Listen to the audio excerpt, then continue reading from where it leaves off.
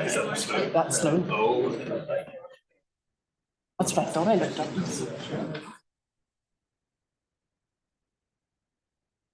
No, there's no reserves. No, you can grab a seat anywhere. There's no pressure on the line. Drone on too long.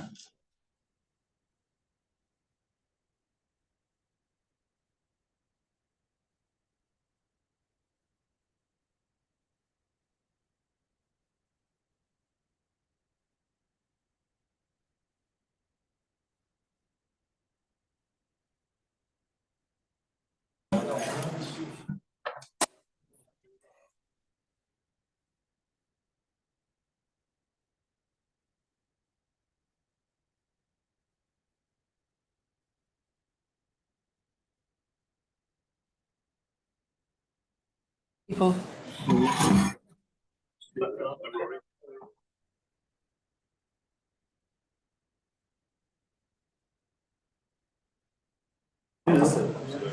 Do you want to stand or just you're a speaker, but you know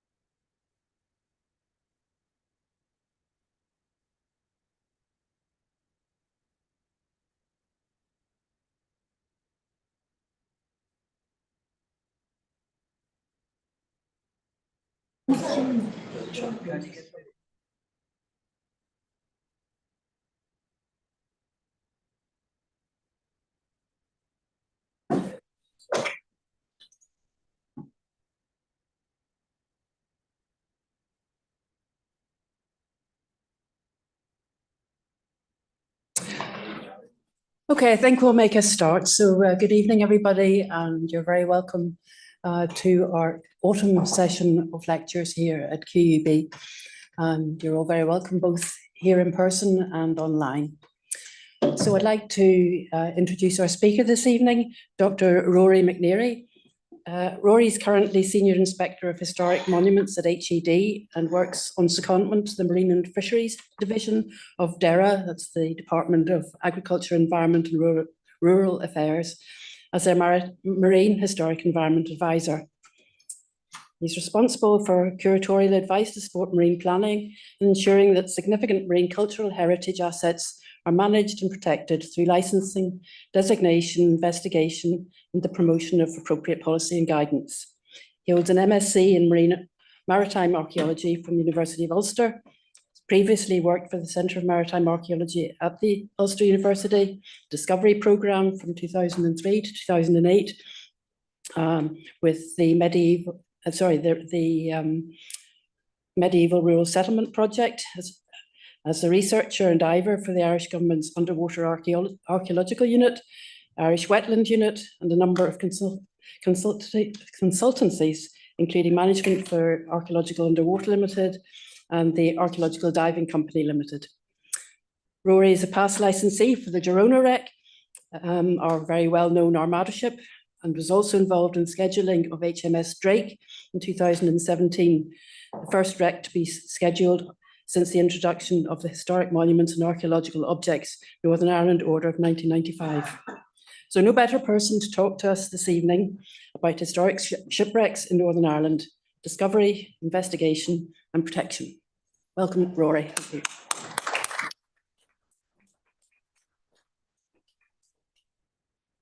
A very good evening and just a word of thanks to the Society for providing the opportunity to speak this evening.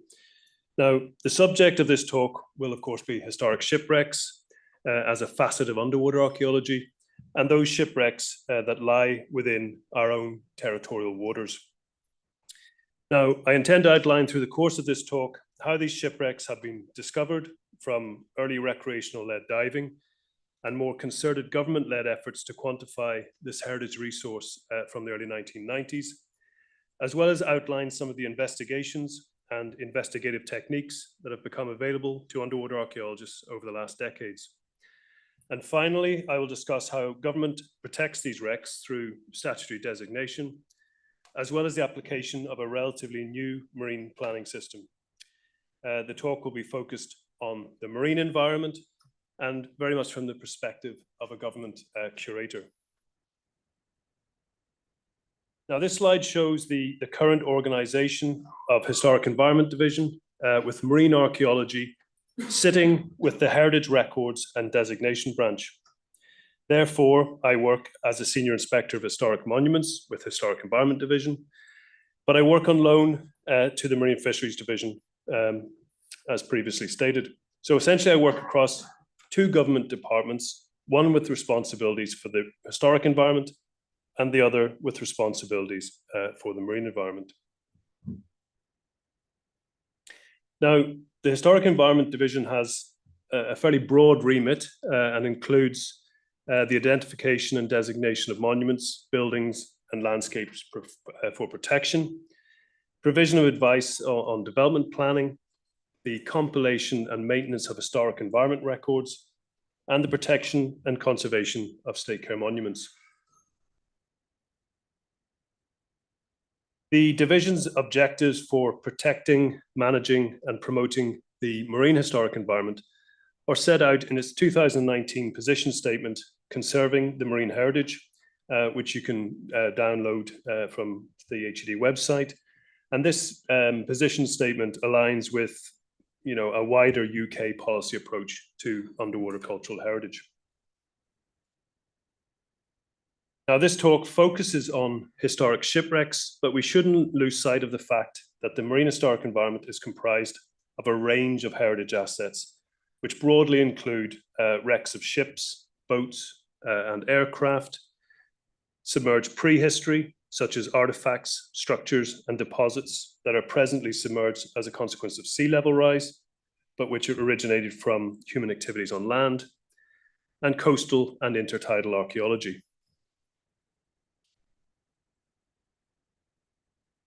It is now accepted that these marine heritage assets are irreplaceable, like all archaeological sites, and can be damaged, disturbed, or destroyed by natural processes and human activities.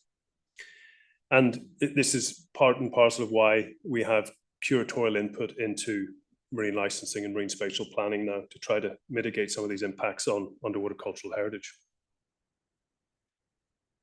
The Northern Ireland marine area is made up of an inshore and an offshore region.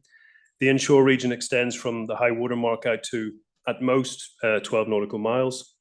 The offshore region is the area that extends southeastwardly from the 12 nautical territorial limit to the outer boundary of the Northern Ireland marine area, some 31 nautical miles from that inshore boundary at its farthest extent. So just some quick facts that I've just taken from the NI Marine Plan, the draft marine plan. The marine area has an area of over 6,000 kilometers square, a coastline of over 650 kilometers, more than 75% of which falls within some form of conservation designation.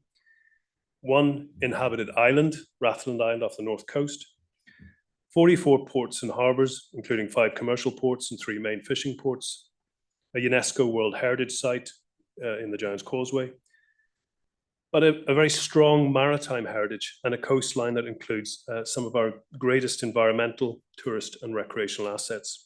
We have a wealth of maritime heritage assets, including the Spanish Armada shipwreck La Llorona, designated under the Protection of Wrecks Act 1973, and HMS Drake, SS Lochgarry, and the Devereux, all scheduled more recently under the Historic Monuments and Archaeological Objects Order 95. Beyond that, we also have hundreds, if not thousands, of undesignated, but nonetheless important historic wrecks. In the past, shipwrecks, if accessible, were often the focus of salvage activities. One of the earliest diver salvage shipwrecks is that of the Enterprise, wrecked off the Copeland Islands in Belfast Lough. In 1803, the ship was lost in poor weather near Mew Island, while en route from Havana to Liverpool with a cargo of sugar, ivory, and fruit. As well as its general cargo, there were a large number of silver dollars on board from the sale of some 225 slaves that had been transported to Cuba from modern-day Nigeria.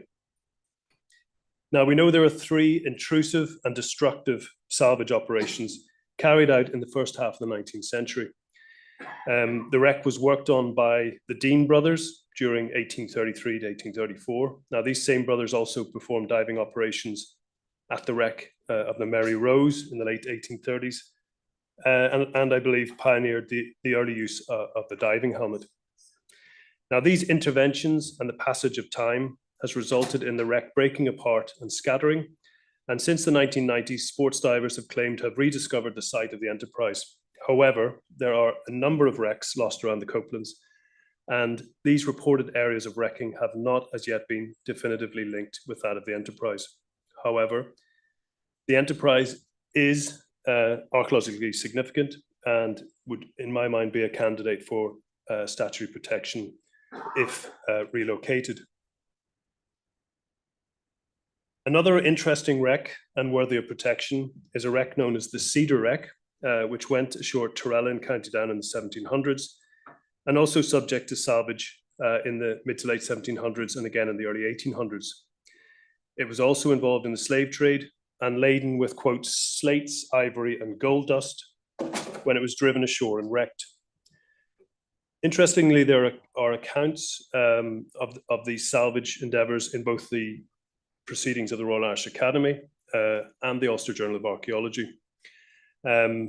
Local salvage resulting in the recovery of, it's recorded, elephant tusks, cedar wood, of which the ship was constructed, cannons, muskets, the remains of chains, slave chains perhaps, and manila bracelets. Manillas being a form of commodity money, usually made of bronze or copper, which were used in West Africa and associated with the slave trade. Today, the vessel remains unlocated and presumably still buried in the sands at Torella. We have traditionally not known the identity of this wreck, but I undertook some research just a few years ago, and I strongly suspect it is a vessel known as the Triton, which was in 1757 en route from Liverpool to Africa when it went ashore or was wrecked in Dundrum Bay. And this is recorded in Lloyd's Evening Post.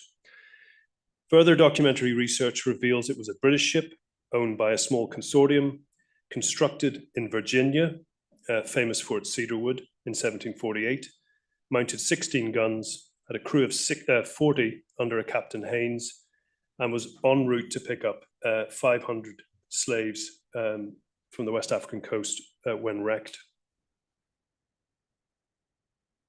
Possible future note for Ulster Journal of Archaeology.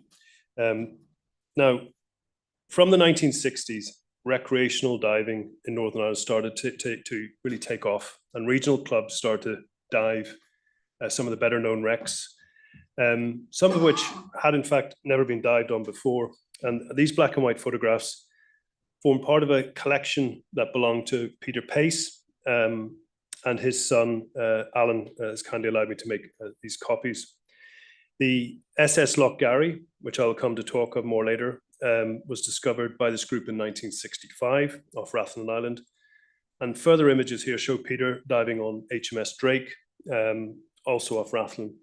Now, these early divers had a very real interest in these wrecks and carried out their own archival research. But this was also a time of salvage and recovery, and brass fixtures and fittings in particular were popular trophy items and had a very real resale value. A further wreck of interest is that of the Amity. The wreck is located at Sheepland Beg, just north of Ardglass Harbour. The Amity was reputedly a French ship en route with arms for the United Irishmen when wrecked in the late spring of 1798. Most of the information we currently have on file is based on folklore rather than any real archival research. For example, the site of this wreck was known as Cannon Hole by local people, as a number of cannon could be seen from the surface. However, the presence of a wreck was confirmed when in the late 1960s, divers from Belfast Tobacco Club dived on the site and found 8 cannon. 6 of the cannon were partially buried in the sediment, but one was lying loose and was subsequently lifted. Now, we have clearly imaged a wrecked vessel showing up here in side scan sonar data collected by ourselves in 2016. And I admit this is not a very clear image, and I'll talk a little bit more about side scan sonar later on. But suffice to say, we don't think it is the Amity wreck, and there is a Dutch motor vessel, the Tide, lost in 1973, and it seems a much more likely candidate. In the following years, more cannon appear to have been lifted, as we can see from this newspaper clipping on the left here. And currently, as I said, we do not know what remains on the seabed of the Amity, but we have been also gathering divers' accounts from the early 1970s and compiling positional information for the various cannon described. And these are just some pictures of some diver log books from that time, with some quite detailed notes, annotated photographs, etc. From these accounts, it looks like we have 2 distinct areas and maybe more than one wreck. We certainly know of one other wreck, the Lydia, which was lost at this location in 1779. So you can see sort of two distinct and discrete locations of cannon finds. Now, the Amity wreck is just one of many wrecks which requires more work, and the site again is viewed as a candidate for protection. And it's worth noting there's a further cannon on display, pictured top left, at Downpatrick Museum, which was lifted and conserved in 1995. Now, in terms of our current wreck records, our current wreck record really has its origins in the 1990s, when Northern Ireland took on devolved responsibility for maritime and marine archaeology. And that devolved responsibility included the administrative functions with regard to the Protection of Wrecks Act 1973. At the time, it was recognized that fundamental to the successful management of the marine heritage resource, an understanding of the nature and extent of that same resource would be required. And a number of initiatives were begun from 1993, including the recording of maritime-related sites on the coast and in the intertidal zone, the compilation of documentary information pertaining to shipwrecks, and geophysical survey of inshore coastal waters. These early initiatives formed the genesis of the wreck and wider maritime records that are held within the Historic Environment Record of Northern Ireland. The initial creation of the shipwreck record was completed in 1997, and a manuscript prepared for publication. However, the results were never published. The database currently contains some 2,748 entries. The earliest wreck in the database dates to 1588, but the majority of entries are from the 19th and 20th centuries. We have no wrecks predating the Girona, but we do, of course, have numerous logboat finds, including this one found in Strangford Lough during the Strangford Lough Maritime Archaeological Survey. But in this talk, I will be talking about ships rather than logboats. Despite our current wreck record being devoid of pre-16th century wrecks, there's still a very real chance of new significant and earlier archaeological discoveries. We suspect that there are a great many new historic wrecks to be found that remain buried under sandbanks and estuarine deposits. And this Annals of Ulster entry from AD 924 references a large Viking fleet being wrecked upon the tidal bar at Dundrum Bay.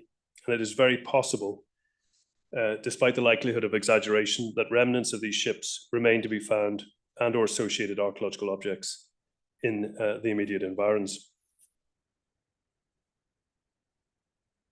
Now, the positional accuracy of our wreck records is highly variable. In many cases, the documentary sources provide limited information concerning the location of wrecks, and only the broad general area is recorded. However, approximate positions have been assigned to all wrecks, enabling the production of a general distribution map of wreck sites in Northern Ireland inshore waters. And this forms the basis of what we have called our marine losses record. And in this particular map, they're depicted by the purple dots. Further, in 2010, what became known as a known wrecks database was compiled. And this database contains records of known wreck remains on the seabed, so better positional accuracy. It is based on information principally, multiple sources, but principally the UKHO, UK Hydrographic Office Shipwreck and Obstruction Database. And locations of wrecks have been checked against high-resolution marine geophysical data collected post-2008 where possible. The precise location of many of the entries is accurately recorded, and the database currently holds records of 382 shipwreck and downed aircraft locations. We have ongoing liaison with the UKHO, and they which provides us with potential new targets and obstructions that we have to consider for inclusion. And it is our intention to create sort of an obstruction subset within the wrecks record. It's very difficult for us to categorically define these wrecks without quite intensive levels of work. So unlike terrestrial ground truthing, you really have to get out and either do more geophysical surveys and or diving if possible to check out what some of these obstructions might be.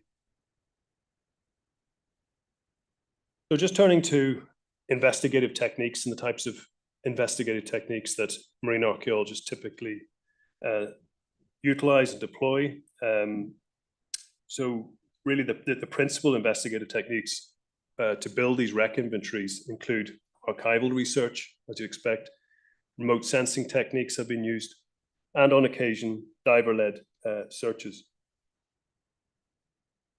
Now, the origins of our shipwreck record come from an initiative entitled MAP, M-A-P, which stood for Maritime Archaeology Project, which was adopted in 1993.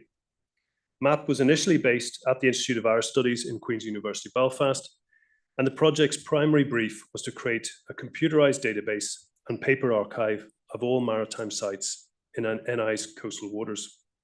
Although the general view at the time was that the subject was largely confined to shipwrecks. It was primarily a desk-based exercise, and the sources of information used in compiling the register were largely documentary. The most frequently used sources were 19th century House of Commons sessional papers, the parliamentary papers containing the Board of Trade rec returns, and Admiralty rec returns listing shipping casualties. Further to this, Lloyd's List Index to casualties were utilised, and this was supplemented by what was called the Wilson Archive. And this was a pre-existing catalogue of some 1,000 wrecks compiled by Ian Wilson for his book Shipwrecks of the Ulster Coast, which was published in 1989 and had been acquired by the department in 1993. Further to this, again, cartographic material is very useful, oral evidence, and of course, diver reports. In this slide, we can see the good use of aerial photography to assist in the identification, recording, and potential dating of wrecks on the foreshore at White Abbey. The group of vessels consists of at least 3 clearly identifiable and separate vessels. It is presumed that these vessels were abandoned rather than wrecked and presumably subject to some form of scrapping. They lie opposite what was the site of a large spinning mill and may have been involved with the supply of coal to that very same mill. There were 2 coal piers at one time, and the wooden posts of one of these piers are visible protruding from the sands in the vicinity of the 3 wrecks. You can just pick out where I've mapped them on the far right, just the dots are the pier posts, and then the extended pier on the black and white photograph to the left. Now, the larger of the 3 vessels can be seen lying already hulked alongside the pier in an aerial photograph of 1926. And the outlines of the 2 smaller vessels appear to lie within the footprint of the former wooden pier, indicating that they may, in fact, predate the construction of the pier. sticking with archival assessments and their use, we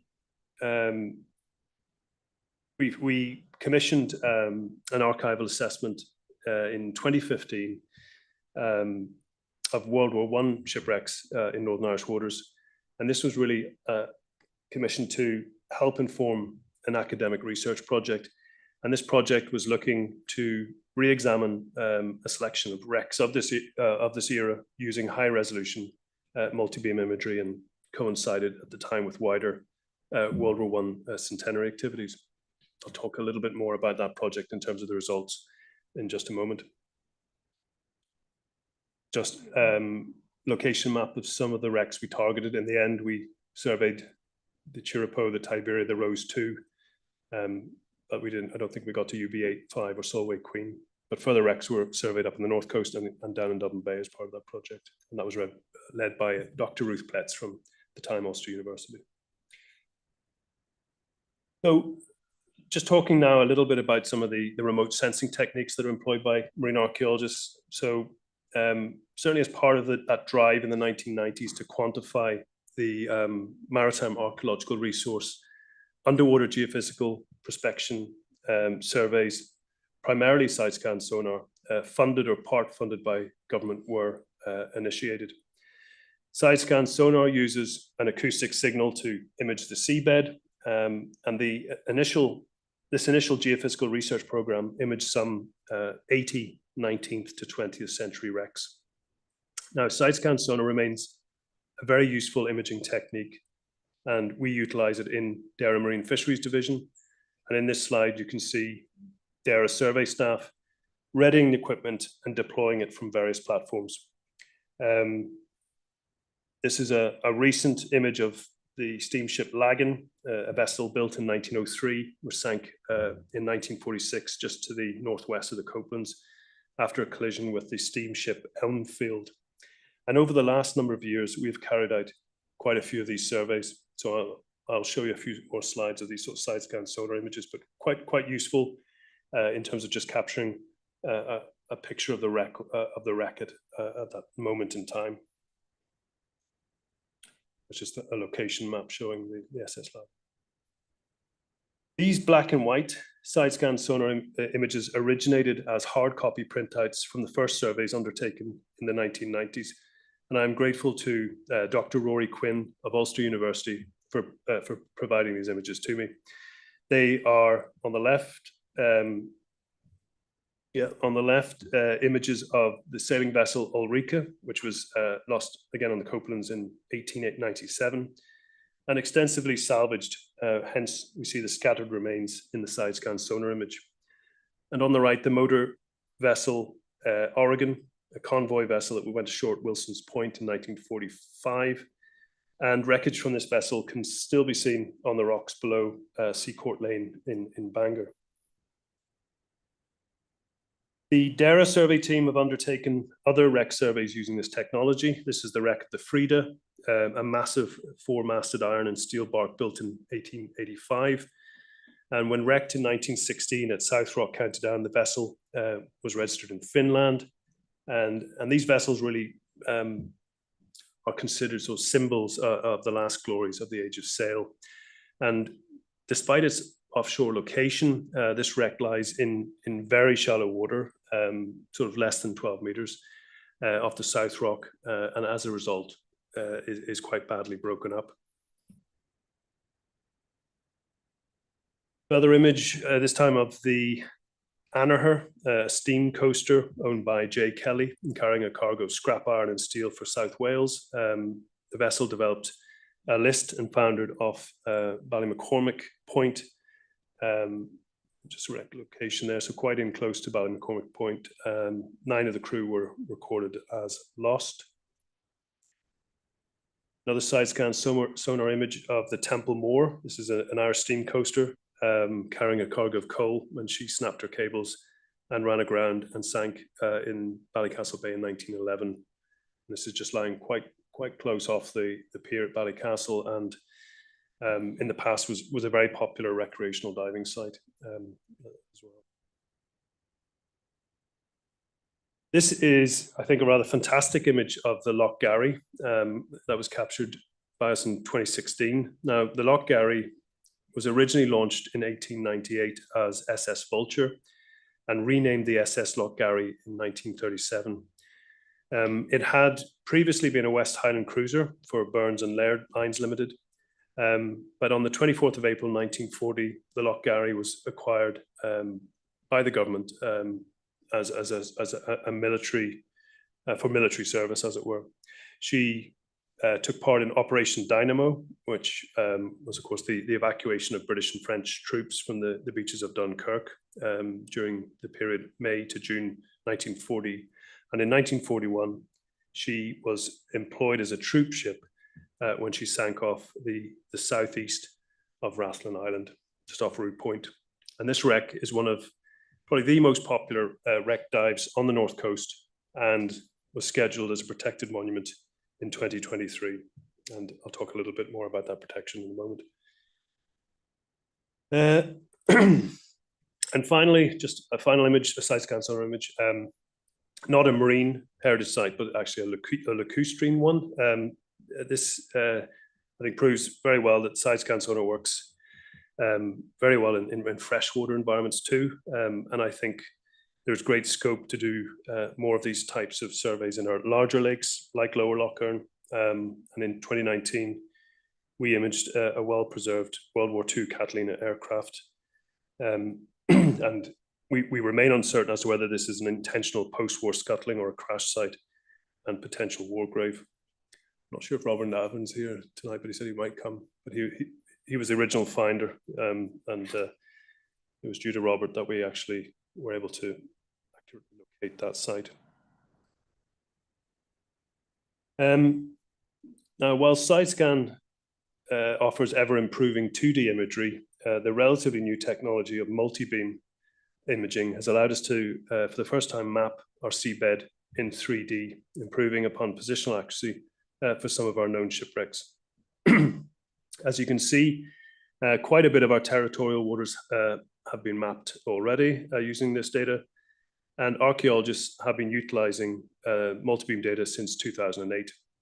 To date, most research has been conducted on a data set generated by what was called the Joint Irish Bathymetric Survey, or JIBS, which covered the seabed off the north coast between Fanad Head, County Donegal, and Fairhead, County Antrim, out to 3 nautical miles. Now, these data have provided proved invaluable for updating positions of known wrecks and identifying further anomalies. Similar work has been extended to the East Coast, where new multi-beam data sets have become available. And much of this data is now, in fact, open data and available on the Admiralty's seabed mapping service. So for those of you who are interested in applying multi-beam data, it works probably very similar to LiDAR data, and you can view that data in sort of a GIS environment. I'm now just going to step through some slides of this imagery and sort of just with sort of contrasting resolution as the technology has improved. So this image shows a wreck called the Santa Maria, an American oil tanker which sank after being torpedoed by a German submarine, UB-19. The wreck was located by divers in 1987 in a depth of 45 meters. And in this multi-beam image, you can see part of the ship has broken away and lies off as a separate piece. But you can't really say much more than that. This multi-beam image is of a German U-boat, U-1003, which lies about 7 miles north of Port Stewart. You can see it just circled in red up at the top of your screen.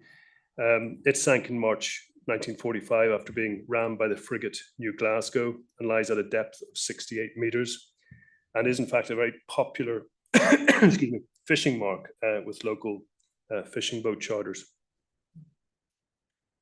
Now, the previous multi-beam imagery was of a fairly coarse resolution. This image of the Chirapo in Belfast Lough, on the other hand, was a result of that previously mentioned academic project that set out to create detailed 3D models of World War I wrecks. Now, this was possible due to the sheer amount of data that was being collected with multiple passes over the wreck made in order to collect as much data as possible. And the Chirapo is, of course, located just off Blackhead, and it sank after striking a mine in 1917. A further wreck image by that project was the SS Rose II. Now, this vessel was originally built as a steam trawler in 1907 and converted to a minesweeper in 1914. It struck a mine laid by the German submarine UC-66 on the 23rd of April 1917. And we carried out side-scan sonar surveys in 2014, excuse me, on the back of reports of damage made to us by a local diving club, and this was a very popular wreck for them, and they couldn't understand what quite had happened. Quite bad damage to what was remaining of the bow. So we carried out the side-scan sonar surveys, and we were able to provide this imagery to the university project team to inform their own surveys. And this sort of allowed us to sort of play around with a combination of the multi-beam data and the side-scan sonar data, and then historical ship plans, just to get a sense of what was surviving on the seabed. And we subsequently learned that the damage had been caused by anchor and chain sweep from a large container vessel that had been directed to anchor there.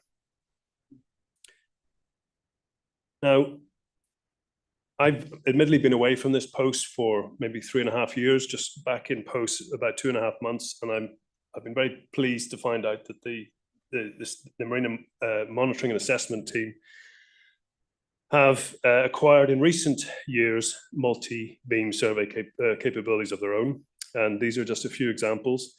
We have again the Loch Garry, SS Maja, and just a modern fishing vessel Azure. So clearly lots of potential, and we currently have a program of investigation underway in which we intend to apply the department's new multi-beam system to a series of wrecks, focusing on wrecks that are potentially polluting, as well as maybe having a historic or heritage value. Finally, then, just to talk about diver-led investigations. So these can be more challenging. Diving at work regulations apply, and all diving must be undertaken under approved codes of practice. Dara Marine has traditionally had a scientific dive team with divers trained to HSE commercial scuba level and operating under the HSE scientific and archaeological diving approved code of practice. And in the left image, you can see two Dara scientific diver colleagues in typical dress. They're wearing what are called AGA full face masks, and they will have diver to diver communications as well as diver to surface communications. Diving 7-liter twin sets, and you can see they're carrying a sort of an array of underwater video and photography kit. The diver on the right is dressed in Part 3 surface supplied kit, wearing a Kirby Morgan band mask. Again, full surface comms, and this time air supplied from the surface. And this is really an excellent setup for relatively shallow static projects where an archaeologist might be undertaking tasks at the one location, such as drawing, recording, hand excavation, dredging, which take time and patience. And National Monument Service, their underwater archaeology unit, will very often use surface applied on long durée projects where they're doing survey work or excavation. And that's actually probably the last time I wore surface applied. Well, maybe not the last, but down in Burton Port on a project for them, maybe 10 years ago, maybe more. Now, one of the earliest government sanctioned underwater archaeological excavations to have taken place in Northern Irish waters was the investigation of a wreck called the Tamworth Castle. The Tamworth Castle was wrecked in 1867 off Cushendun. It was investigated by NI-Gov sponsored archaeologists in 1995 after being subjected to serious disturbance by sports divers. It was carried out on scuba by government sponsored professionally trained underwater archaeologists. And it probably remains one of the few, if only, sanctioned underwater excavations in Northern Irish territorial waters, which is unfortunate. And that's just location there. The Pins wreck in Strangford Lough, so named because of the copper alloy pins that were once in abundance on the site, was also subject to diver-led recording in the 1990s by the Irish Underwater Archaeological Research Team, or UART. This was an all-island body of volunteer divers with an interest in underwater archaeology that later became the Irish Maritime Archaeology Society, or IMAS.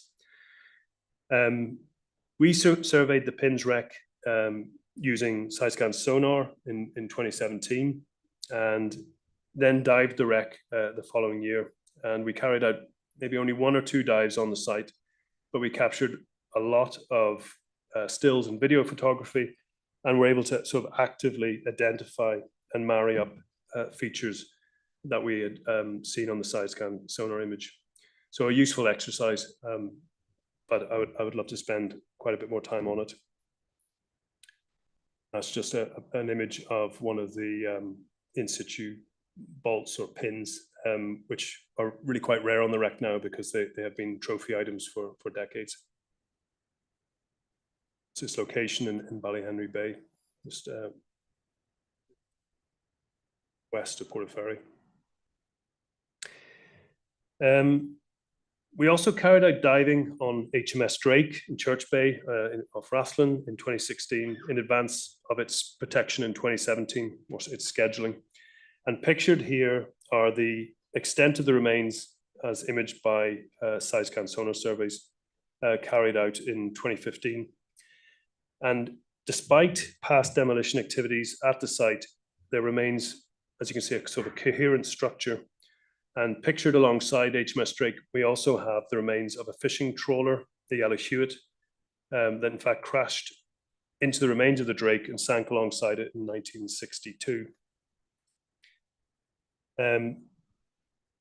Now, on our first dives of the Drake, we placed a shot line on this target to the west of the bow, so where I've circled with the little red circle, which we suspected was one of the original bow anchors, which you can actually see in this black and white photograph pictured in the middle. And this is a picture of myself on the bow anchor carrying out some provisional recording. But I think this image sort of helps to give a sense of scale in terms of just the overall wreck and the challenge of diving and trying to make sense of what you're seeing, particularly if the visibility's not fantastic. We actually had surprisingly good visibility on that particular day, which allowed us to take that image of another diver looking down on a diver, as it were. These are just some further features of interest picked out during dives on the site. And on the right is my picture of Dara diver and colleague Ron Snyder, pictured alongside one of the ship's guns on the eastern side of the wreck towards the stern, that I had made into a poster to promote the wreck's new protected status in 2017. So diving very much has its place as an investigative technique utilized by underwater archaeologists. It is good for ground truthing and getting more detailed real-time photographs of wrecks, as well as field drawings, although always a challenge, and or excavation, which typically doesn't happen very often because it's very much dependent on resources and can be quite costly.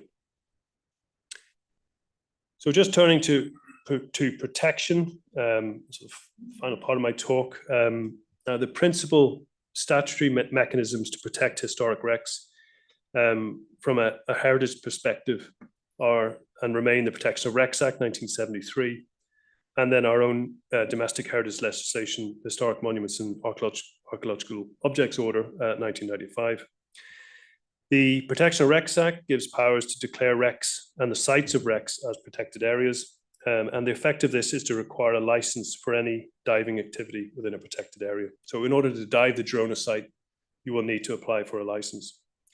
The Act also provides for the administration of designation and licensing, the inspection of designated sites and candidates for designation, and the erection of marking and warning notices and publication of the fact of protected status. The 1995 order gives powers to schedule monuments on the seabed up to 12 nautical miles in Article 38, and specifically mentions vehicles, vessels, and aircraft in the definition of monuments in Article 2. When a monument is scheduled, prior written consent is required for any works which might demolish, damage, alter, or add to it materially. Now, it's been quite novel for us to schedule shipwrecks, so we're on new ground, as it were. So, but our understanding is that, for example, a diver would have to apply to us for scheduled monument consent if he or she wanted to remove portable objects from said wreck. The full powers of the 1995 order are extended to offshore monuments when scheduled under Article 38. And we also have the power to fund marine archaeological investigations under Article 24. Now, our current approach is that statutory marine heritage designations will be considered based on strategic and risk-led programs, and sites judged as to whether they merit legal protection under either legislation. Typically, we feel the 1995 order will be used where a known significant historic wreck or other underwater site is, say, an established diver attraction, and it provides local economic benefits, and it's considered robust enough to withstand those same recreational diver visits.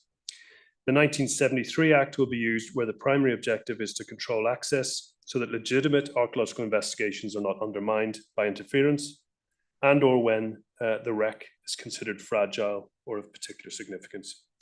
So it is not our intention to try to prevent divers from accessing wrecks like HMS Drake, but what we did want to try to prevent was ongoing salvage, removal of historically important material from the wrecks, etc. So our most famous wreck probably remains the Girona, and this was designated in 1993 under the Protection of Wrecks Act after reports that members of a local diving club, I assume it was Portrush Tobacco Club, which is my own diving club, were continuing to find and recover artifacts from the wreck, especially after severe storms. The site was deemed at risk, and an area of 600 meters in diameter was designated as a restricted area. Now, when Robert Stenui finished his excavations in 1969, he thought the site was, quote, exhausted for all reasonable purposes. He had, in effect, excavated the site down to bedrock. So on a dive, there's rarely anything to see. Since this time, various groups and individuals have dived in the area and reached the same general conclusion. But a site like the Girona can never be exhausted completely. And the discovery of the missing 12th cameo by the then licensee in 1998 demonstrates that the site retains significant archaeological potential. This is the cameo that I'm referring to. Now, from 2014, we have undertaken some licensed diving at the Girona in order to monitor the site. And this is really in case material might be revealed in storms, but also to record environmental characteristics and changes. And in doing so, we have compiled a rough topographic map of the Girona site and locational info relating to artifacts, etc. Now, what is interesting is that Stenui's efforts were largely concentrated in what was quite a discrete area on the eastern side of Lacada Point. And it's hoped that this new mapping work will inform future diving at the site. And it goes without saying that the Girona continues to be a strong candidate for ongoing designation under the Protection of Wrecks Act. At different times, I've had the opportunity to promote the protected status of this wreck through various media channels. So, for example, I brought down snow diving on the site, as well as talking with Michael Patillo about the site for his coastal railway TV program. And if you want a whole 45 minutes on the Girona wreck, you can listen to another recorded lecture on YouTube that I gave last year at the conference, which marked 50 years of the 1973 Act and coincidentally 30 years of protection for the Girona site. On a more serious note, we had to respond to reports of illegal diving at the Girona site in 2021, and again publicized this to remind people that this is an important protected site that can be only dived under license. The World War I armoured cruiser HMS Drake was scheduled in 2017, and this was something of a departure, as it was the first time we used scheduling to protect a wreck.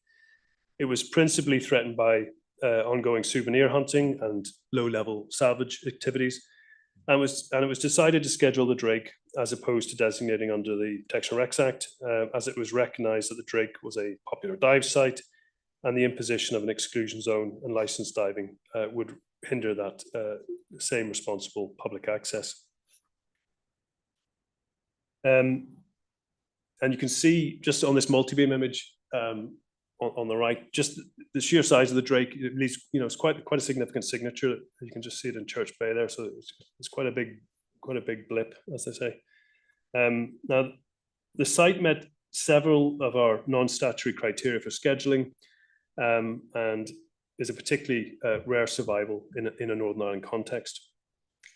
Again, at the time, we were keen to promote the site's new protected status with media coverage, and HED colleague Liam McQuillan and I set out the rationale for the scheduling in an Archaeology Ireland article published in 2017. More recently, again, we have scheduled a further 2 wrecks, SS Lochgarry being one of them, and a wreck which I've mentioned previously in this talk. And as I've said, this vessel was serving as a troop transport during World War II when it sank off Rathlin.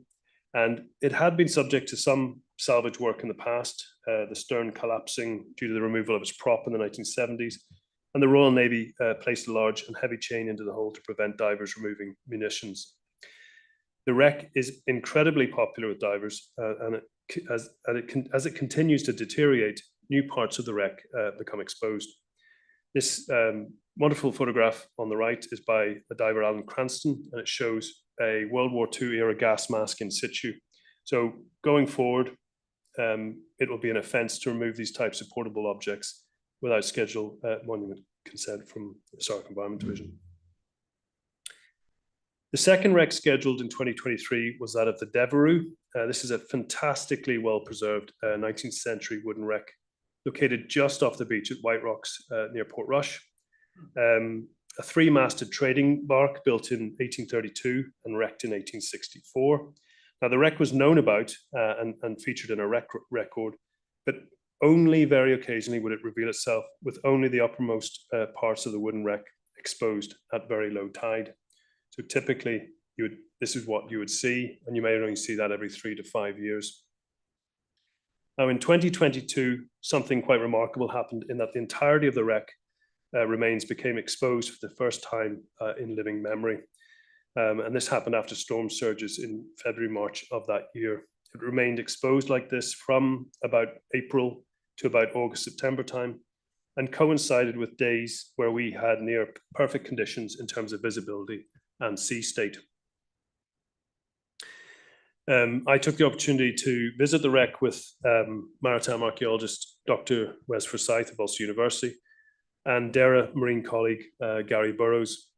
Now, Gary was able to capture some really excellent underwater imagery, and he's done a lot of very good documentary research on the vessel.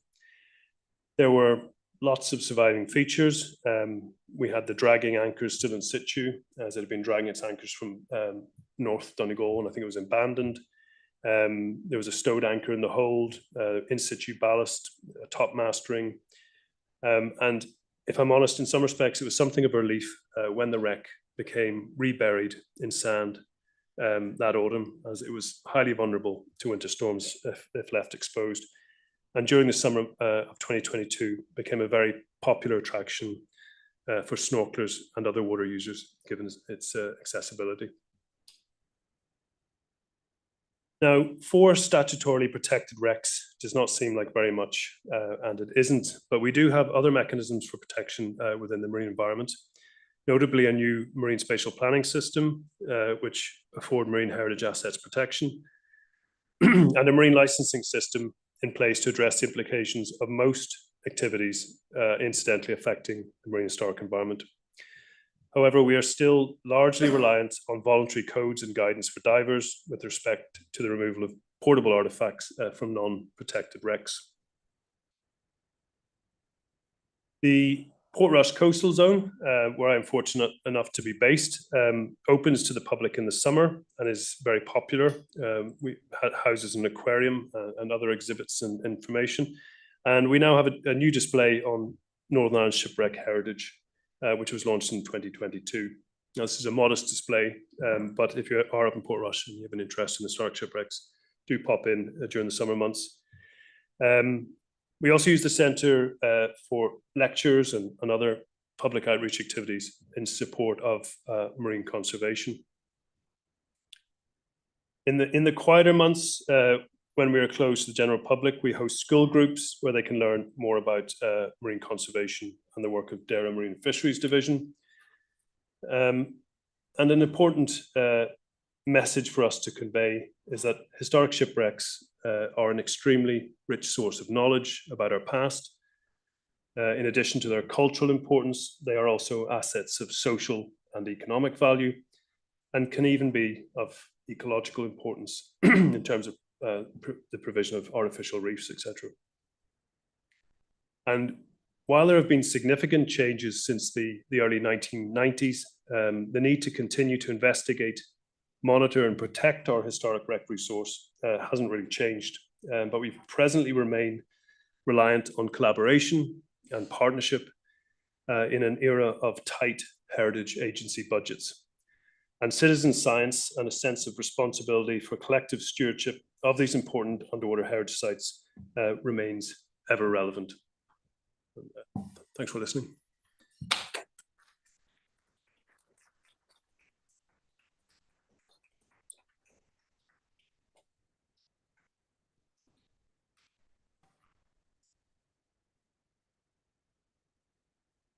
Thank you so much indeed. That is a wonderful introduction to our quite extraordinary maritime heritage that I think probably few of us were really aware that there was just quite so much. So may I ask you if you'd be willing to answer a few questions? I'll try my best. Probably a few questions. Yes, please. I recall Dr. David Hume having some information on deliberate wrecking of ships off the Antrim coast, and also Island McGee smuggling incidents.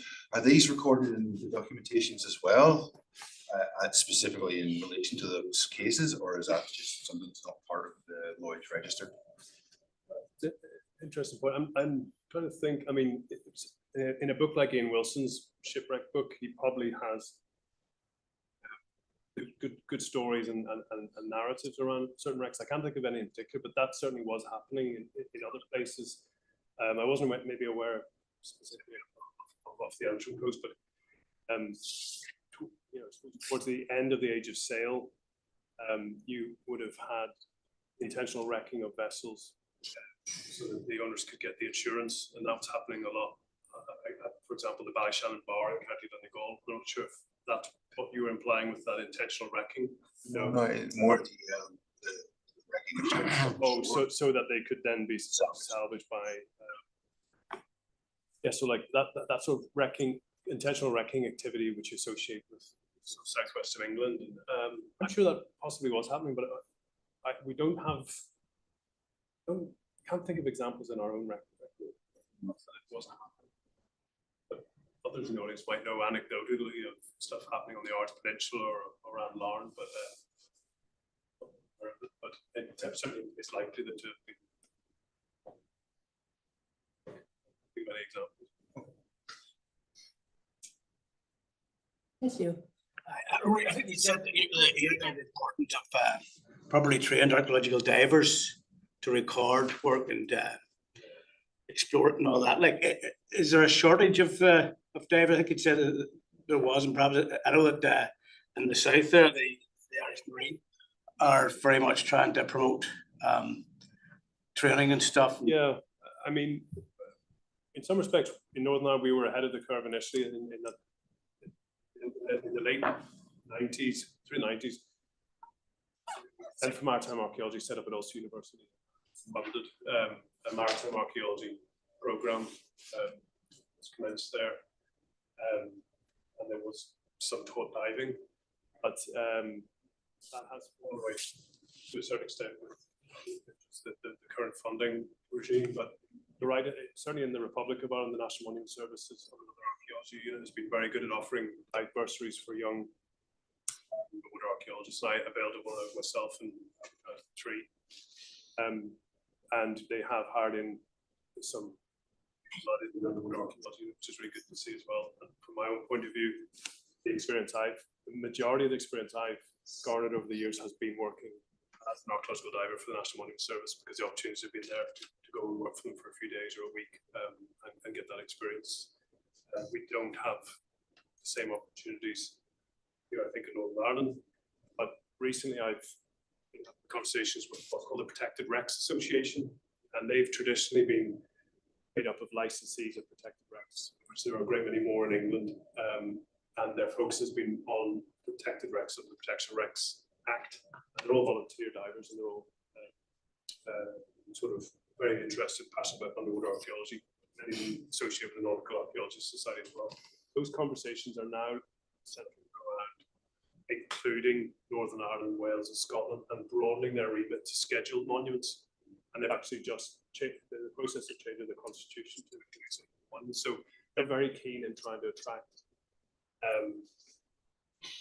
volunteer divers to become sort of site champions over here and undertake monitoring work on behalf of government or They've done a lot, not having that citizen. yeah, so citizen science, yeah, that's sort of sphere. Okay, thanks. To schedule a wreck, you clearly have to identify it. That's right. But is there any protector you could come to say of interest, possible interest to stop on license? Yeah. So scheduling, you're scheduling a monument in the same way. You know, you're doing a sort of redesignation survey. You're setting out the significance of that monument against the non-statutory criteria. But to answer your question directly, for all those wrecks that aren't protected, they're now protected through a new marine spatial planning system. So they're treated the same way undesignated archaeological monuments are on land. So a marine licensing application, like a planning application, so they will look for advice from various parties, but we will provide that curatorial or archaeological advice in, and we will say, we will, you know, so the marine plan, when it lands, and it should go before the assembly in the next sort of 6 to 8 months, it has a marine heritage assets policy within which gives protection to designated and undesignated heritage assets. So the idea would be that by putting conditions on a marine license, you can try to either protect or, you know, minimize the impacts, the negative impacts on non-protected heritage assets. So we do have that safety net now, which is really good. Anybody else? This is just out of my own ignorance. In relation to this heritage preservation, for example, how's that going to affect marine leisure users, surfers, kayakers, that sort of activity? Well, protecting underwater cultural heritage would have very, very limited impact. So because they're quite small areas. So the Girona shipwreck remains in 1993. It remains the only area, as it were. You can dive it under license. You can access it. Actually, you can access the site. You know, but you're not allowed to anchor within the protected area, not to dive without a license. But the scheduled monuments, we are basically saying these sites are protected, but we're encouraging responsible access. So we're not saying to divers they can't access them. So like a shipwreck like HMS Drake is in 15 to 18 meters, so it's not going to be snorkeling depth. So the only recreational user will be a diver. And similarly, the Loch Garry is in about 35, 38 meters. So again, it's recreational divers. But I was specifically thinking of the one at Port Rush in White Rock. yeah, that one is thankfully covered up again. But we did see huge public interest in that, a lot of snorkeling. And even the day I was out snorkeling, and there were other snorkelers, and it was just ignorance on their part, but they were hanging off the wreck quite a bit, and things, you know, things were breaking off, you know, and that lack of awareness. So that wreck is really it's quite vulnerable, but it's as vulnerable to storms and well rigging itself. And we had a similar but much smaller vessel here in Rush Harbour the last couple of years as well, and it thankfully covered itself up again. There's several around the current point in Lawrence, so there are as well. Yeah. That'd be interesting. I'm not sure if we have those in our record that we may check.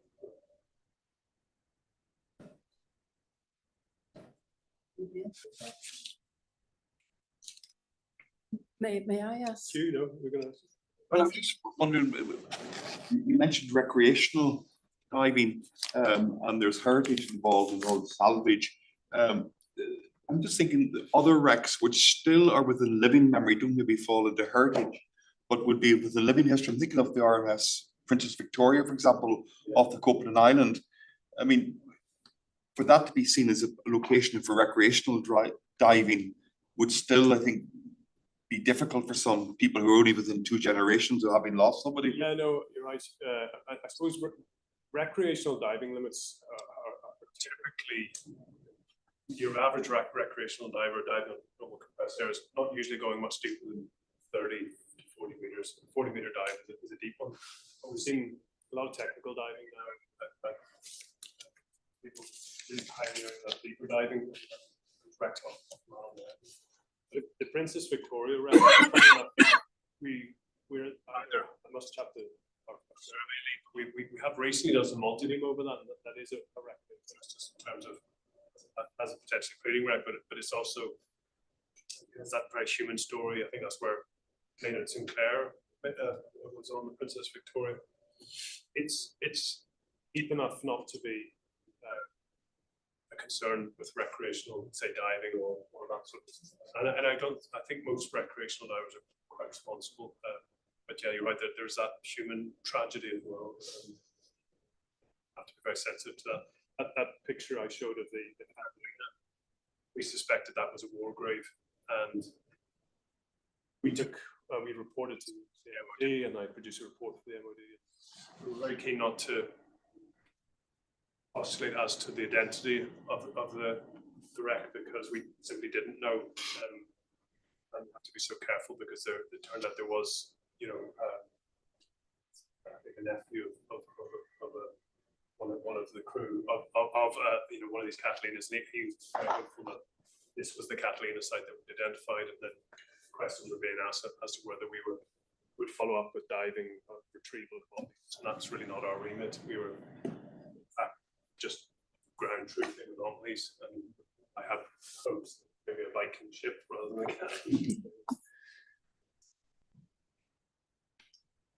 May I ask, you mentioned that some of the shipwrecks were commissioned vessels during the First and Second World War. Is there a problem with the ordnance? Yes, and those two, which are ordnance and actually HMS Drake. Again, one of the reasons given for the Royal Navy demolishing and levelling the site, it was at the time threat, a hazard, and that was demonstrated by the attitude of sinking, but it also had munitions and it had a lot of cordite on it. And anecdotally, I was told that the Royal Navy divers took some of the cordite on shore and demonstrated the Rathlin Islanders, what could be done, because it's still, I picked it up off the foreshore today. It's sort of cordite on the Drake, and they tried by blowing up the Drake essentially, but absolutely, and the lock guy as well. The anchor chain that went into that hole was again, anecdotally a story of some young lad running around Ballycastle with guns that divers had, taken off. Missions and lootings across the record source are sorry. Last questions? Right, in that case, I would just like to say a very big thank you again to Rory for a very, very interesting lecture indeed. And keep that in mind once more, you know, that we do have an extraordinary maritime heritage. And it needs protected just as well as everything on land. So thank you very much indeed, Thank Rory, you. and a wee Yeah. token of appreciation from Appreciate us. it. Thank you very much. Okay. Thank you.